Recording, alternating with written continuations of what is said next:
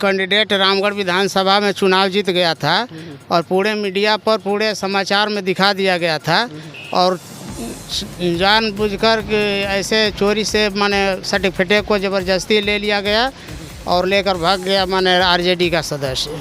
हाँ, इसलिए हम लोग रामगढ़ विधानसभा से जीते हुए हैं और पूरा देश जानता है इसको। हम लोग नहीं ऐसे नहीं कर रहे हैं। हवा बिहार में आरजेडी पार्टी सही नहीं है आप लोग के लिए? आरजेडी पार्टी हम लोग का तो भला नहीं किया है, वो हमारे पार्टी को तोड़ा है। 5-5 विधायकों को तोड़ कर हम अपने में मिला लिया, इस हमारे पार्टी का नुकसान किया और गरीबों का कभी भला नहीं किया। तो गरीब गुरबा भी बाल साफ करो उनका नारा था, लेकिन उल्टा काम करते थे माने।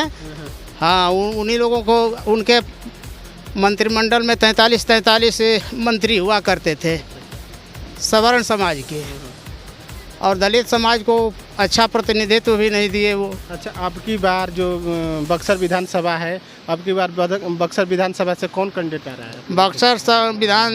बक्सर विधानसभा नहीं, लोकसभा है। बक्सर लोकसभा से अनिल बिल्डर जी माने चुनाव लड़ रहे हैं। उनको हम लोग बहुत धड़ल्ले से काम हो रहा है। मैं भी प्रखंड सचिव हूँ और डुमरी पंचायत का प्रभारी हूँ बसपा का। अब की बार ठान लिए कि अब की बार एक संसद निकाल के हम लोग? हाँ, अब की बार हम लोग ठान लिए हैं कि संसद को जिता कर ही रहेंगे। पूरे बिहार में ये मुहिम चल रहा है। हाँ, अनिल बिल्डर जो प्रभारी हैं वो पूरे बिहार को देख रहे हैं। आरजेडी को आप कैसे देखते हैं?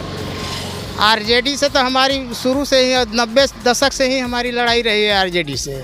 हम ही यहाँ रामगढ़ विधानसभा में हम लोग प्रतिद्वंदी रहे हैं। कांग्रेस को चोरी से वो जीतते रहे हैं। कांग्रेस को आप कैसे देखेंगे?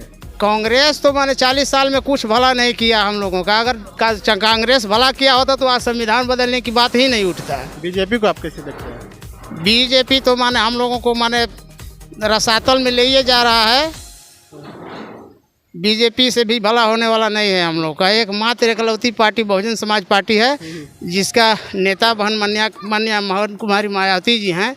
उन्हीं में हम लोग विश्वास रखते हैं और उन्हीं के नेतृत्व में हम लोग लगे हुए हैं और हम लोग का लक्ष्य है कि बहन कुमारी मायावती को प्रधानमंत्री बनाएंगे। बहन मायावती को प्रधानमंत्री बनाएंगे तो आपको क्या लग रहा है, बैलेट पेपर से चुनाव जीत जाएंगे कि ईवीएम से चुनाव जीत जाएंगे?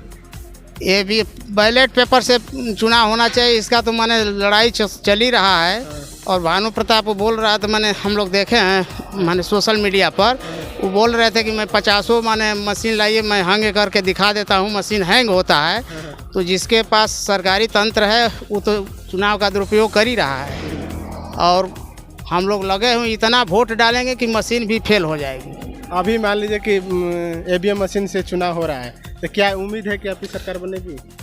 ईवीएम मशीन से चुनाव हो तो वीवीपैट का गिनती हो। ईवीएम मशीन से चुनाव हो तो वीवीपैट का गिनती हो, किसके माने चुनाव चिन्ह पर कितना वोट गया है, तब हम लोग संतुष्ट हो जाएंगे। अच्छा, तो अब की बार ठान लिए आप लोग? अब की बार हम लोग ठान लिए हैं। एक भाई साहब और जानेंगे, तो ये बताइए कि अब की बार प्रधानमंत्री किसको देखना चाहेंगे आप लोग? अब भविष्य के बारे में हम क्या बताएं, इसे तो माने कि इस समय तो मोदी जी हैं। मोदी जी हैं। मोदी जी माने कि नया सिरे से चुनाव होने जा रहा है, मोदी जी का अभी नया चुनाव होने जा रहा है, तो किसको देखेंगे आप? अब किसको हम लोग देखेंगे? अब हम लोग क्या बताएं, ऐसे तो माने कि मायावती जी है ये हैं और लोग भी है ये हैं, बहुत से लोग बुजुर्ग के रूप में भी हैं, अच्छा सहनशील व्यक्ति हैं। हम लोगों को विकास चाहिए समाज के अंदर में। हमारे आपको कैसा लग रहा है कौन सा व्यक्ति आएगा तो हमारा विकास होगा? देखिए, एगो कहावत में है कि जब हम अपने आदमी को वोट देंगे तो वो हमारा मुख्यमंत्री प्रधानमंत्री बनेगा या तो सर्विस करेगा, और गैर को हम जब देते हैं तो गैर ही हमारा विनाश करेगा। बात ऐसे है। कौन अपना है कौन गैर है? गैर तो हमारे समाज में तो कोई नहीं दिखाई दे रहा है। हमारा भाई हो बंधु हो, अगर विकास करता है तो हमारा अपना है, और नहीं विकास करता है तो अब की बार किसको आप चुन रहे हैं कि वो मेरा विकास करेगा?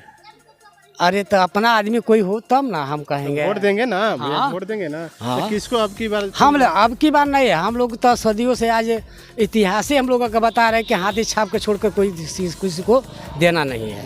कहाँ से कि पंडित और राजपूत हो कोई विश्वास नहीं करेगा।